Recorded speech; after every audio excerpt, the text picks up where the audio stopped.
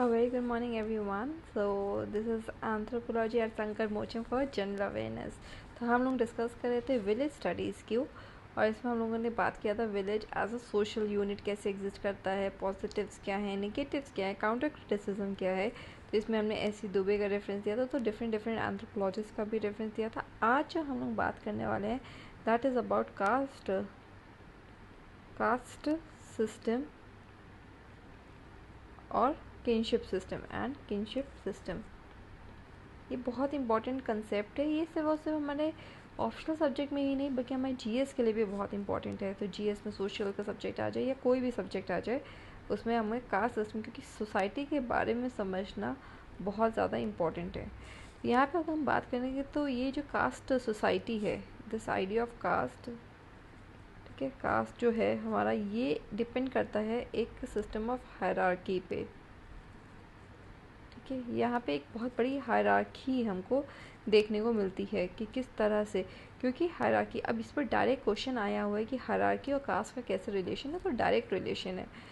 तो अगर हम देखें जाए तो हायर या लोअर कैटेगरीज हो गई. हायर कास्ट है, कोई लोअर कास्ट है, जैसे बर्थ के बेसिस पे हो गया, तो फूड के बेसिस पे हो गया, तो ड्रेसेस के बेसिस पे हो गया, कस्टम्स मैनर्स, किसी के भी चक्कर में, मतलब अगर हम देखें तो हायर लोअर की अगर हम बात करें तो वो एक तरह से हायरार्की बनाता हुआ हमें दिख रहा है. तो फर्स्ट थ्री वर्णा अगर देखा जाए तो फर्स्ट थ्री वर्णा जो थे, फर्स्ट थ्री वर्णा, तो वर्ण सिस्टम होता है. तो वर्ण सिस्टम में अगर हम देखें तो फर्स्ट थ्री जो होते हैं, जैसे ब्राह्मण्स हो गए, ब्राह्मण्स, जिसमें अगेन मैन ऑफ लर्निंग या प्रीस्ट हम बात करते हैं, पंडित हिंदी में अगर हम बोलें तो दैट, क्षत्रियज, तो इसमें अगेन वॉरियर्स हो गए, रूलर्स हो गए, तो ये, एंड वैश्यस, वैश्यस, तो ट्रेडर्स, ये जो होते हैं इनको, इन तीनों को हम क्या कहते हैं, तो इन तीनों को हम कहते हैं क्या, द्विजास. बहुत इंपॉर्टेंट वर्ड है. तो द्विजास यानी कि ट्वाइस बॉर्न, ट्वाइस बॉर्न, बहुत इंपॉर्टेंट कंसेप्ट है. ट्वाइस बॉर्न, तभी वो अपर कैटेगरी मानी जाती है. वहीं पे जो फोर्थ कैटेगरी है, तो फोर्थ कैटेगरी की अगर मैं बात करूँ तो फोर्थ कैटेगरी जो होती है वो है किसकी, तो फोर्थ कैटेगरी है शूद्रास की, शूद्रास की. तो ये जो है यहाँ पे इनको कहते हैं क्या, न्यूमरस, इसमें मतलब न्यूमरस ऑक्यूपेशनल कास्ट आ जाती हैं.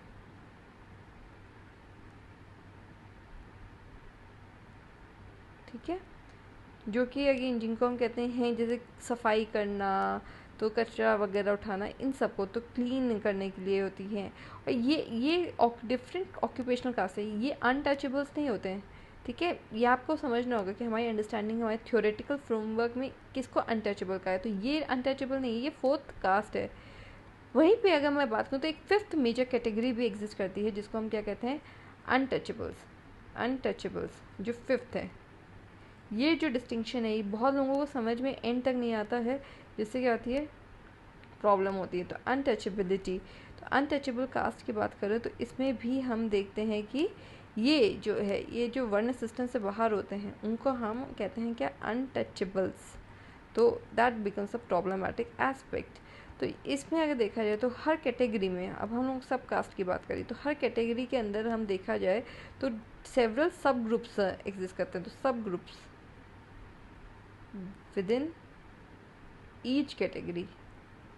ठीक है, तो जिसको हम क्या कहते हैं, जातीस, जाति आपने सुना होगा ना, या फिर सब कास्ट. ठीक है, एक तो मेजर ग्रुपिंग हो गया, उसके बाद सब कास्ट.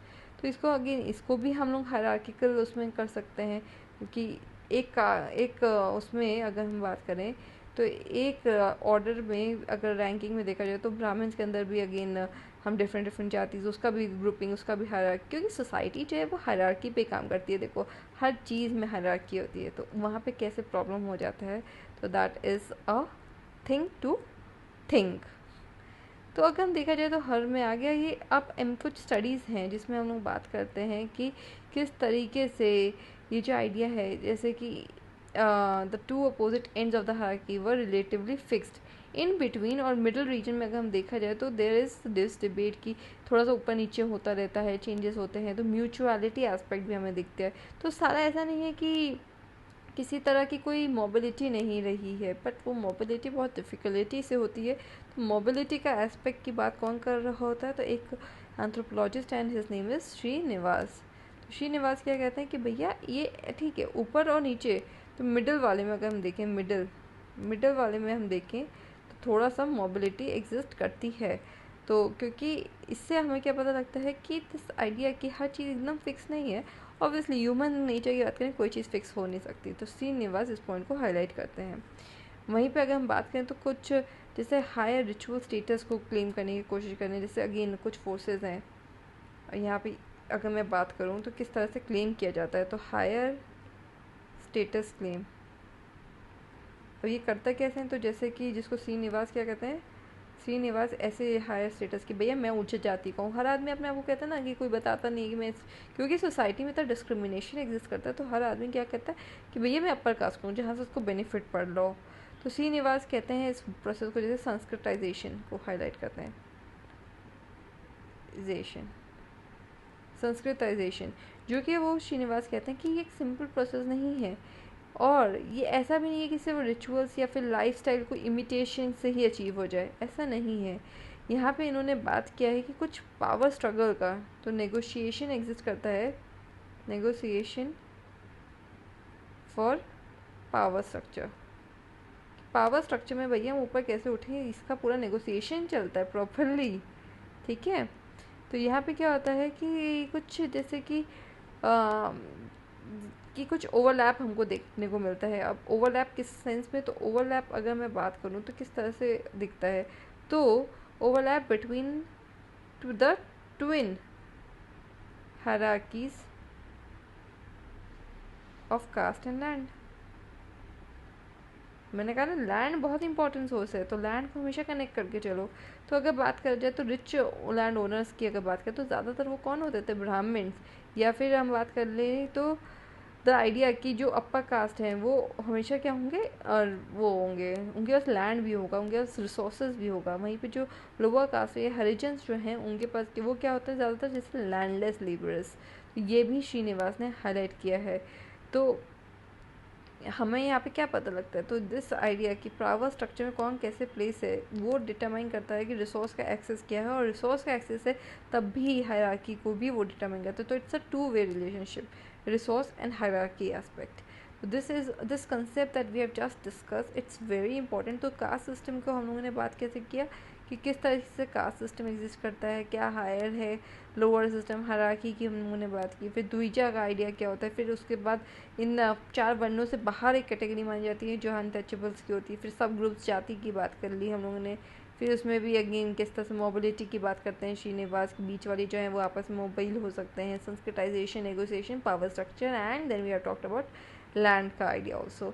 तो ये हमारा जो कास्ट है, कास्ट सिस्टम को समझने के लिए ये सारे आइडियाज़ जो हैं वो बेस बनते हैं। तो इस पर हमारी ग्रिप होना बहुत ज़रूरी है। So please like, share and subscribe Sankat Mocham for general awareness.